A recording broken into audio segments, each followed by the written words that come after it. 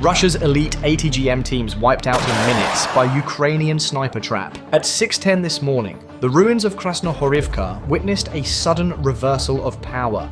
Russian anti-tank teams advanced confidently, believing they were minutes away from severing Ukraine's only armored route toward Marinka. Their launchers were capable of destroying any vehicle in sight, and the broken cityscape seemed to offer the perfect firing ground. Yet, as they moved deeper into the shattered apartment blocks, another reality waited for them. Every step they took had already been mapped, recorded, and anticipated. This battle illustrates how modern warfare increasingly depends on precision, patience, and information. It shows how an armored advance can survive only when its threats are neutralized before a shot is fired. Today's events demonstrate exactly how that happens. The following sequence reconstructs how Ukrainian forces dismantled a full Russian ATGM assault in minutes. The morning began under fog, drifting across the outskirts of Krasnohorivka. Weeks of fighting had turned the district into a wasteland of broken structures, cratered roads, and collapsed roofs. This area served as the buffer between Ukraine's defensive line and Russian units, attempting to widen their corridor toward Marinka. During the night, Russian artillery targeted Ukrainian mechanized elements rotating westward. 2 armored personnel carriers were destroyed at an intersection near the abandoned industrial zone. This barrage signaled that anti-tank teams would be the next phase of Russia's effort to restrict Ukrainian movement across semi-open urban terrain. ATGMs posed one of the gravest threats. A single Kornet, or Metis M, could penetrate any remaining armored vehicle in the sector. If Russian teams gained the high ground above the Western Road, all Ukrainian reinforcement routes would fall under direct observation and fire. Ukrainian intelligence recognized this pattern immediately. Reconnaissance drones recorded small groups of Russian soldiers carrying long launch tubes and tripod components. They advanced through shell craters and past collapsed structures while avoiding visible roadways. Infrared data confirmed the presence of ATGM equipment moving towards the Shakhtarska apartment complex, a partially standing high point ideal for establishing overlapping fields of fire. Ukrainian command reviewed the incoming data and concluded that the Russian teams would push deeper into the ruins before deploying. A premature engagement would allow them to disperse and attempt multiple setups across the area. Eliminating all teams at once became a tactical priority. Operation Blind Spear was activated. Before dawn, 2 sniper teams from the 79th Brigade moved into pre-studied positions within the rubble. Their camouflage relied on broken concrete, debris, and dust to blend seamlessly into the devastated environment. Each sniper selected a narrow firing slit, ensuring stable rest points and concealment from Russian reconnaissance drones scanning the area. Above them, an R-18 UAV mapped likely deployment points. The corner of a collapsed wall, the crater near an old parking lot, and the sloped rooftop near a drainage ditch. It also identified predicted withdrawal routes the Russian crews might use once combat began. As Russian boots appeared in the drone feed, snipers adjusted their scopes but held fire. Command instructed them to wait until all ATGM teams were fully inside the kill zone. The decision aimed to prevent the escape of secondary teams and guarantee the elimination of the entire formation in a single synchronized strike. The first Russian team emerged from a tree line east of Krasnohorivka. 3 operators carried a tripod, a launch tube, and a missile crate. Their movements reflected trained crews familiar with anti-tank deployment patterns. They approached the remaining walls of the Shakhtarska complex and began preparing their launch position. The UAV soon detected 2 additional teams. One moved along the northern slope, and the other advanced through a drainage canal. Their approach formed a planned spread intended to create crossing fields of fire. Together, they represented enough anti-tank capability to block all Ukrainian mechanized movement toward Marinka. On the ground, Ukrainian snipers observed the first tripod being set on broken concrete. A clear shot was available, but the order remained unchanged. The goal was complete neutralization, not early disruption. Through their optics, snipers watched the Russian crews lie prone and align their optics toward the Western Road. As the final adjustments were made, the drone team confirmed all enemy operators had entered the designated kill zone. The Ukrainian commander gave a brief, direct command to fire. The first sniper round struck the optical module of the nearest ATGM, destroying its sight and instantly eliminating the operator behind it. A second round from another sniper neutralized the loader as he opened the missile crate. A third Russian soldier attempting to flee was struck before reaching cover.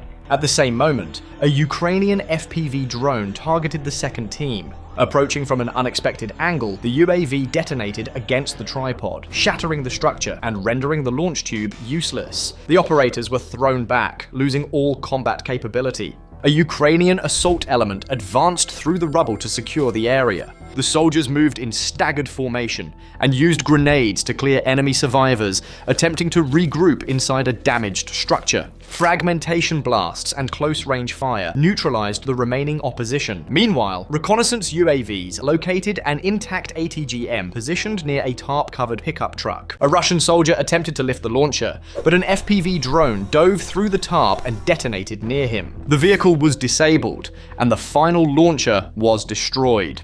With all three initial teams eliminated, Ukraine regained control of the western mechanized route.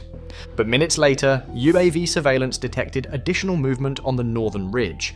This group was larger, equipped not only with launch tubes, but also a machine gun, a Dragunov rifle, and light mortars. A Ukrainian SOF team conducting reconnaissance nearby recognized the danger. The slope offered no low-lying cover for counter-sniping, and any approach would place them directly into enemy lines of fire. They requested approval to withdraw, which the commander granted immediately. The team repositioned to safety without drawing attention. Responsibility for the second engagement shifted entirely to tactical drones. The UAV operators planned an attack from upwind, a direction harder for drones to stabilize, but one that the Russian teams were less likely to anticipate. The first FPV drone struck a pickup carrying ATGM missile crates. The explosion scattered shrapnel, injuring several members of the Russian crew and disrupting their deployment. A second UAV targeted an operator, attempting to reposition a launch tube near the slope. The impact forced the tube to roll down the hill and out of reach. Another operator tried to flee down a narrow trail but was tracked from above. A follow-on FPV drone intercepted his escape route and detonated in close proximity, ending the last active threat on the ridge. Within minutes, the northern sector was secure. Ukrainian forces regained high ground and stabilized the area for mechanized and infantry movement. No ATGM system remained operational across either axis of approach. The events of the morning revealed the inherent vulnerability of ATGM systems. Although capable of devastating armored vehicles, they require fixed positions, exposed tripods, visible optics, and extended sight alignment. Ukrainian reconnaissance exploited these constraints in a coordinated system combining UAV surveillance, long-range precision fire, and SOF mobility. The battle also underscored Ukraine's advancing three-layer counter-ATGM strategy. UAVs mapped and tracked enemy paths. Snipers delivered measured, high-accuracy fire. SOF teams repositioned rapidly to secure reclaimed ground. Together, these elements neutralized Russia's most significant threat to armored movement in the sector. What unfolded in Krasnohorivka today reshaped the tactical situation on the northern flank. Russia's plan to isolate Ukrainian reinforcement routes collapsed before it could take effect. Ukraine now holds a rare opportunity to stabilize the line and push back against Russian forces that had aimed to seize tactical dominance through anti-tank deployment. The morning engagement demonstrated that in modern warfare, the side with the faster flow of information and the discipline to wait for the ideal moment can dismantle threats before they materialize. Russia's ATGM teams advanced with confidence, but Ukraine's precision, patience, and coordination ensured that not a single missile would be fired. The battle for Krasnohorivka shows how modern conflict is increasingly defined by information dominance and precision. Russia committed experienced ATGM teams, expecting to halt Ukrainian armor and secure the northern flank. Instead, each step they took exposed them to coordinated surveillance, disciplined sniper fire, and rapid drone strikes. The result was decisive. Every launcher was destroyed, and no Ukrainian route was breached. This engagement reinforces a broader trend. Ukrainian forces continue refining the integration of drone reconnaissance, long-range precision fire, and maneuver elements. It is this combination that repeatedly breaks Russian attempts to establish control through anti-tank pressure. If you found this analysis helpful, consider subscribing, leaving a comment, and supporting future reports. More frontline developments will follow soon. Until then, stay informed, stay engaged, and watch the battlefield evolve in real time.